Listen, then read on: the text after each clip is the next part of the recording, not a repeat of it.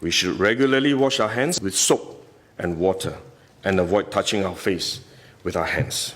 Even at a meeting when we have on this ministry task force, while I was speaking, I was touching my face until Minister Lawrence Wong nudged me with his elbow and said, "Stop touching your face." Let me now share about what we know about this novel coronavirus.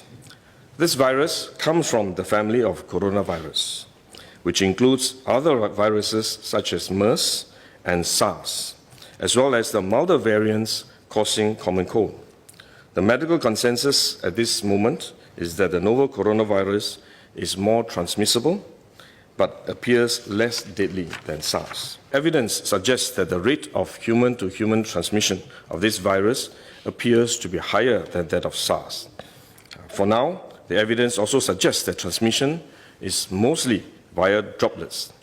What this means is that the virus is carried within droplets emitted from an infected person over a short distance, such as when a person coughs or sneezes. If these droplets come into contact with the eyes, nose, or mouth of an individual, directly or indirectly through hands that have come into contact with these droplets, the individual may become infected. To clarify, there is no evidence currently to suggest that the virus is airborne.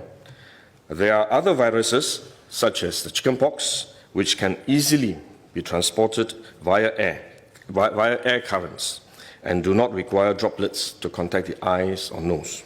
The novel coronavirus is not in this category of viruses. The novel coronavirus could also transmit through surface contact. Let me explain. When a person sneezes or coughs, the droplets fall onto the surfaces of tables and chairs, and the virus may remain alive for up to a few days. When someone else touches the surfaces of these tables and chairs, the virus can be transferred to his hands, and if he then rubs his eyes or nose without washing his hands, he may become infected. So we should wash our hands. This is also why we only quarantine the close contacts of confirmed cases. For more transient contacts, such as individuals that the confirmed cases may have walked past in malls or hotels, the risk of transmission is low. For coronavirus generally, the person is most infectious when he is displaying symptoms, or what you call symptomatic. And this is likely to be the case for the novel coronavirus as well. There is evidence of limited spread from a person without symptoms during the incubation period. However, this form of transmission may be uncommon and has so far involved isolated cases only. At this point, the evidence still points towards higher transmissibility when the person is displaying symptoms. As such, medical professionals, both overseas and in Singapore, have advised that the most effective way that we can protect ourselves is to practice good personal hygiene. We should regularly wash our hands with soap and water and avoid touching our face with our hands. These may sound simple, but actually they're very difficult to do because all of us touch our face all the time. Even at a meeting when we have on this ministry task force, while I was speaking, I was touching my face until Minister Lawrence Wong nudged me with his elbow and said, "Stop touching your face." So it is simple but extremely difficult, but are actually very effective in preventing all kinds of infection.